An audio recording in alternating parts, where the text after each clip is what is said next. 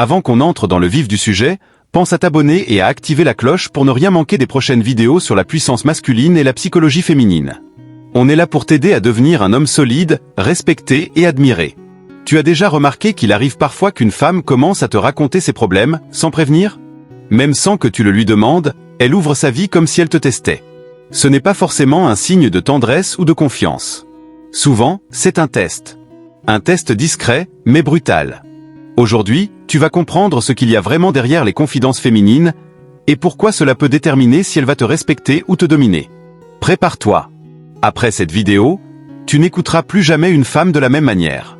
Premièrement, elle teste pour savoir si elle peut avoir confiance en toi ou te contrôler. Toutes les femmes testent. Ce qui change, c'est l'intention derrière le test. Certaines veulent voir si tu es solide, digne de confiance. D'autres cherchent à savoir si elles peuvent te manipuler émotionnellement.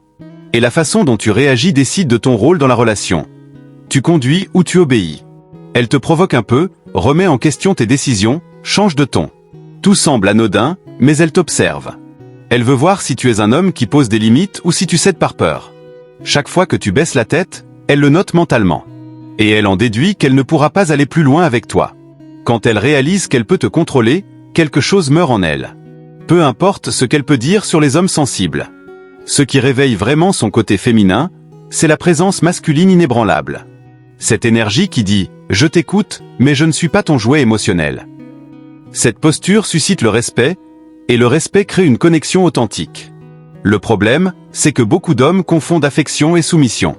Ils finissent par s'égarer, toujours à vouloir plaire. Au début, elle apprécie. Mais ensuite, elle se lasse. Parce qu'un homme qui ne s'affirme pas perd sa valeur. Et ce qui était de l'attirance se transforme en pitié. Ce qui était un jeu devient une routine. Comprends bien, le test arrive toujours. Mais si tu réponds avec calme, clarté et présence, elle sent qu'elle a trouvé un homme, un vrai. Pas quelqu'un qu'elle peut manipuler, mais quelqu'un en qui elle peut avoir confiance. Et c'est tout ce qu'elle cherche, même si elle ne l'admettra jamais. Deuxième point, elle mesure ta force émotionnelle, pas ton intelligence. Beaucoup d'hommes pensent impressionner les femmes avec de la logique, ils parlent bien, expliquent tout, sortent même des statistiques. Mais elles ne testent pas ton QI. Elles jaugent ton centre émotionnel. Pendant que tu parles, elles regardent, est-ce que ta voix tremble? Est-ce que ton regard fuit? Est-ce que tu t'agites? Ce sont ces petits détails qui lui montrent si tu es un pilier ou juste un grand enfant. Elle veut sentir qu'elle est face à quelqu'un qui ne s'effondre pas facilement. Quelqu'un qui peut supporter une discussion difficile sans vaciller. Ce n'est donc pas une question de donner la bonne réponse. C'est une question de garder ton calme, même quand la tension monte. Un homme qui reste posé dans l'inconfort est rare et précieux. Le problème, c'est que beaucoup confondent force et froideur. Ils deviennent durs, fermés, distants, pensant que c'est ça, avoir le contrôle. Mais une femme voit la différence entre la vraie fermeté et la comédie émotionnelle. Si tu te bloques ou si tu cherches à paraître supérieur, elle sent que ce n'est qu'un masque. Et cela détruit toute possibilité d'admiration. La force émotionnelle, c'est l'équilibre. C'est écouter un gros déballage sans réagir impulsivement. C'est savoir marquer des pauses avant de répondre. C'est respirer profondément avant de juger ou de vouloir tout expliquer. C'est montrer que rien de ce qu'elle dira ne te fera perdre ton équilibre. Cette présence envoie un message clair, « Je tiens bon ». Et quand elle s'en rend compte, tout change. Tu deviens un repère émotionnel. Pas parce que tu es le plus brillant, mais parce que tu es le plus constant. Et la constance, pour une femme, vaut plus que tous les beaux discours. Troisième point, je peux te dire un truc? Cette phrase innocente marque le début d'un jeu silencieux. Quand une femme décide de te confier quelque chose de personnel, elle observe chaque détail de ta réaction. Ce n'est pas seulement ce que tu vas dire qui compte, mais aussi la manière dont tu te comportes pendant qu'elle parle. Si tu parais agité, trop pressé de répondre ou anxieux de plaire, elle capte immédiatement ce signal. Cette conversation qui semblait intime devient un terrain d'évaluation. Et toi, tu n'en as même pas conscience. Elle ne cherche pas un thérapeute. Elle veut un homme qui reste centré. C'est là, au milieu de ce chaos verbal, qu'elle évalue ta force émotionnelle. Ta façon d'écouter révèle déjà le type d'homme que tu es, solide ou incertain. Elle regarde ta respiration, ton regard, ton silence. Tout compte. Et plus tu essaies de montrer une empathie forcée, plus tu perds du terrain.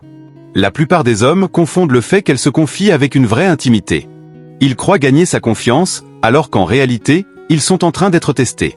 Elle remarque si tu es le genre d'homme qui se laisse emporter par l'émotion ou qui garde son cap. C'est ce qui définit si elle va t'admirer ou te reléguer au rôle de simple confident. La différence entre être désiré ou juste utilisé commence à ce moment-là.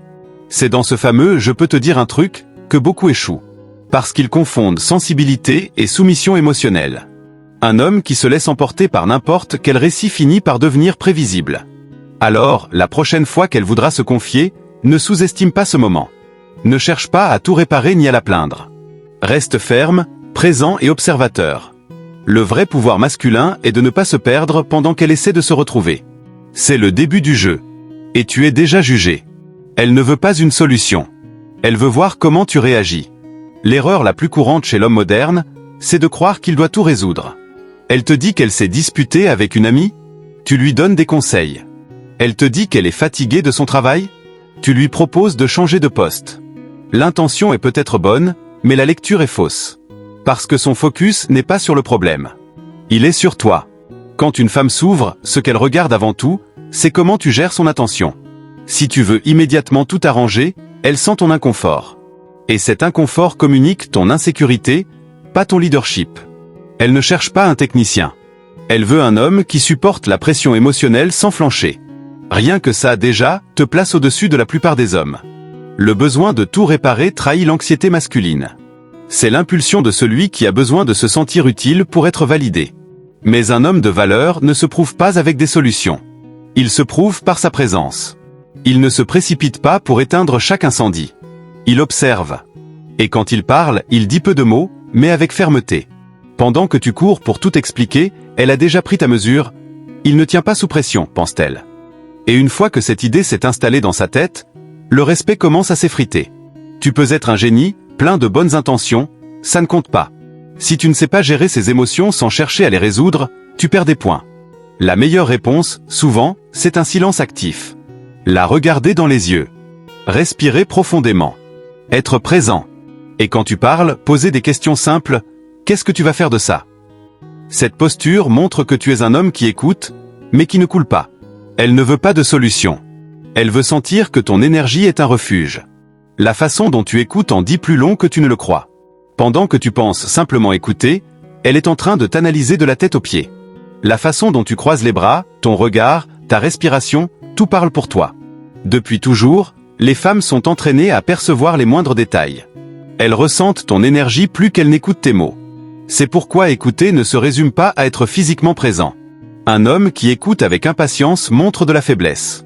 Celui qui écoute en jugeant en cachette perd sa crédibilité. Et celui qui écoute avec trop de volonté de plaire devient prévisible. Il n'y a qu'une seule façon d'écouter qui inspire le respect, écouter avec tranquillité. Sans précipitation, sans tension, sans chercher à contrôler la conversation. Écouter est un art que peu d'hommes maîtrisent. Parce qu'écouter vraiment demande une grande maîtrise intérieure. Tu n'as pas besoin d'être d'accord, ni de résoudre, ni de donner des conseils. Tu dois juste rester là solide, pendant qu'elle dit ce qu'elle a à dire. Cette solidité silencieuse te place à un autre niveau. Les hommes qui savent écouter avec présence gagnent le respect. Et le respect ouvre la voie à l'attraction. Elle commence alors à te voir comme un repère de sécurité. Non pas à cause de tes mots, mais à cause de ton comportement. C'est un langage de haute valeur, sans avoir à dire grand-chose. Au final, ce qu'elle retient, ce n'est pas ce que tu as dit, mais comment elle s'est sentie en parlant avec toi. Si tu dégages calme, fermeté et maîtrise, elle ne te verra plus jamais de la même manière.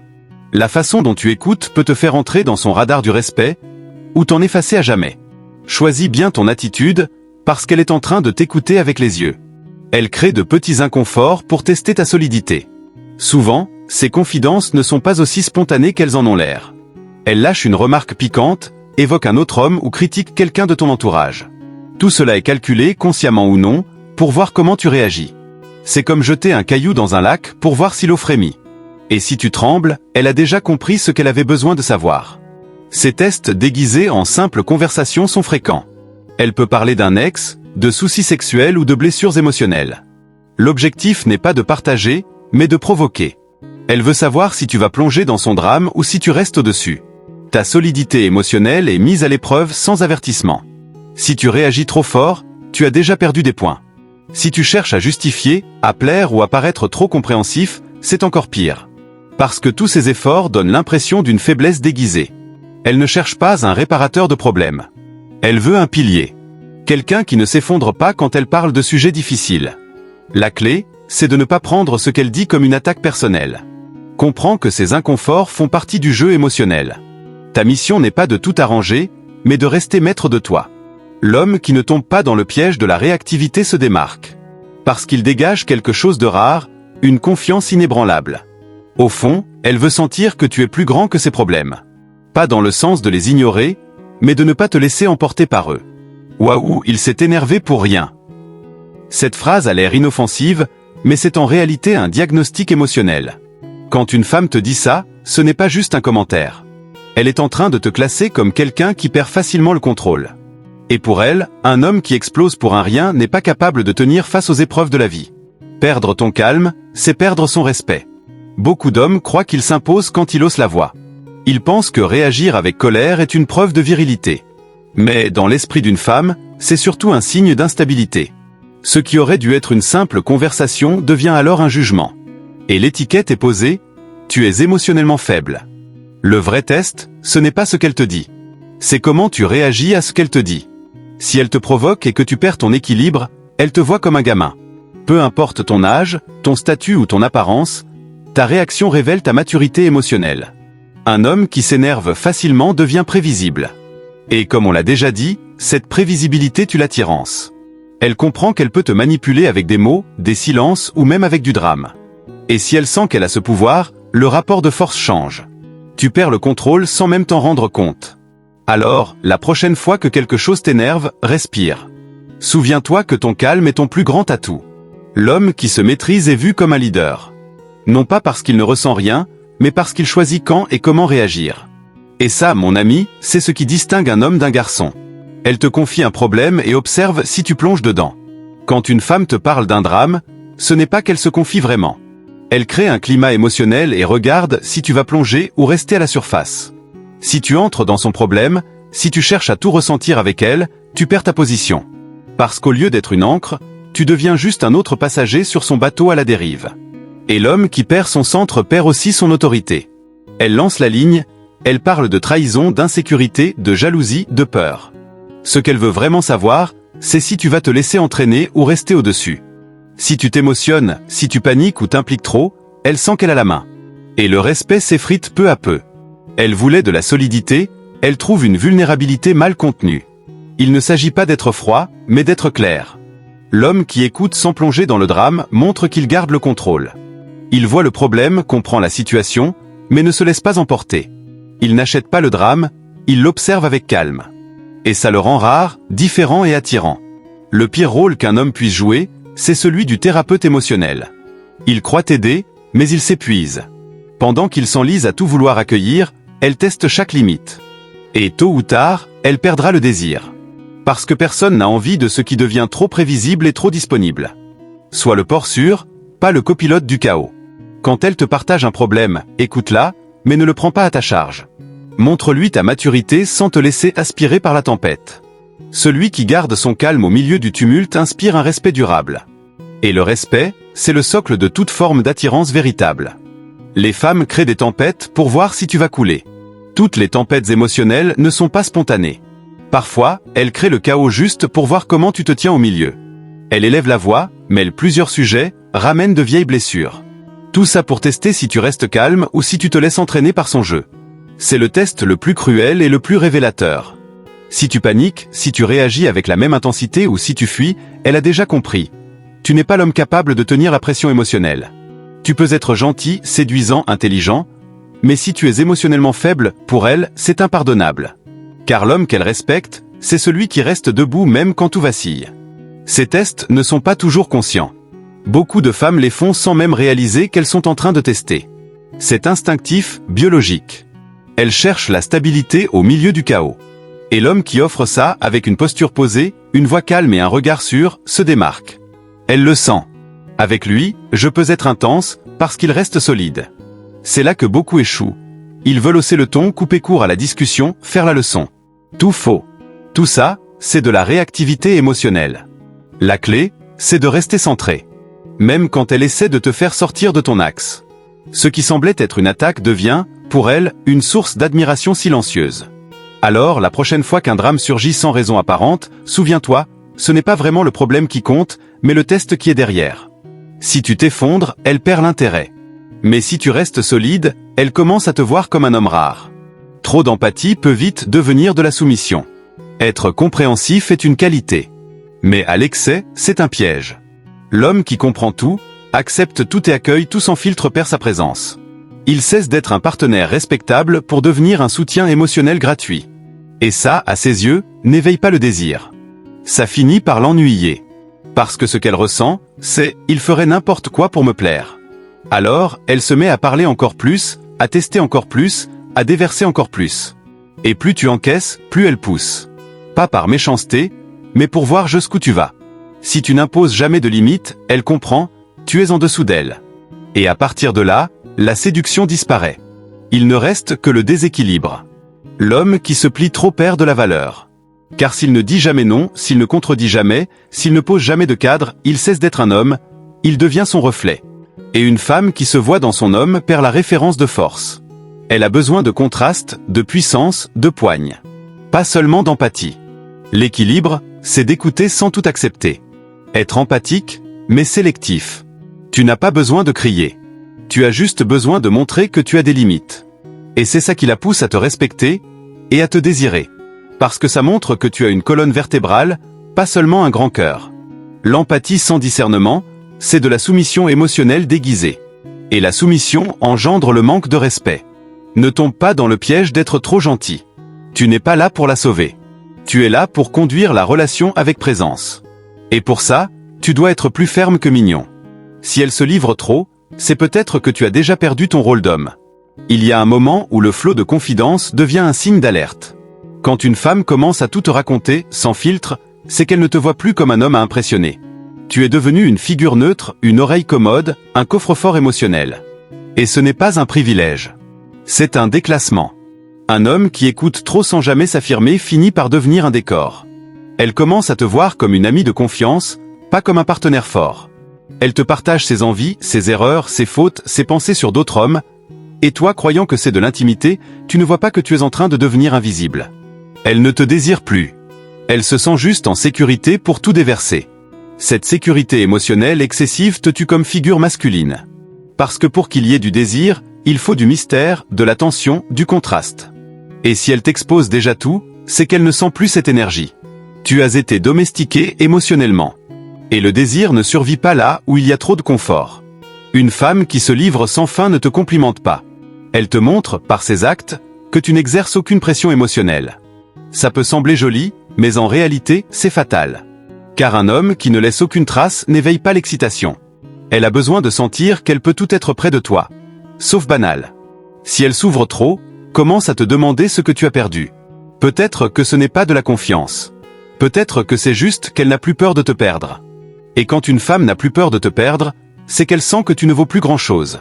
Préserve ta présence, ta fermeté, ta distance stratégique. Elle doit sentir que, peu importe combien elle parle, tu restes un homme. Parce qu'au fond, toute femme veut sentir qu'elle est avec un homme qu'elle peut admirer. Et ce respect ne vient pas des mots, mais d'une posture silencieuse. Chaque confidence, chaque provocation, chaque drame déguisé est une question masquée. Est-ce qu'il est assez fort pour me supporter sans perdre pied? La réponse est dans ton attitude, pas dans tes réactions. Être en couple ne veut pas dire résoudre ses problèmes. Ça veut dire être le genre d'homme qui ne plie pas sous le poids de ses tempêtes. Elle veut se sentir en sécurité et parfois, elle teste tes limites juste pour en être sûre. L'homme qui comprend ça joue dans une autre catégorie. Il ne panique pas. Il ne cherche pas à plaire. Il ne court pas pour tout arranger. Il écoute, observe, analyse et quand il parle, c'est avec assurance. Il ne vit pas au rythme de son humeur. Il reste ancré en qui il est. Et c'est pour ça qu'elle s'accroche, qu'elle se donne, qu'elle le respecte. Parce qu'elle sait qu'il n'est pas n'importe qui. Il est rare. Alors souviens-toi, la prochaine fois qu'elle commence à se confier, sois attentif. Peut-être que ce n'est pas qu'une discussion. Peut-être que c'est un test. Et la façon dont tu réagis dira si elle va continuer à t'admirer, ou si petit à petit, elle va te ranger dans la catégorie du confident compréhensif qu'elle ne désirera jamais. Si tu as déjà vécu ça, partage ton expérience dans les commentaires. Maintenant, tu comprends le test. Like, partage avec un frère qui a besoin d'ouvrir les yeux. Et abonne-toi pour recevoir les prochains contenus.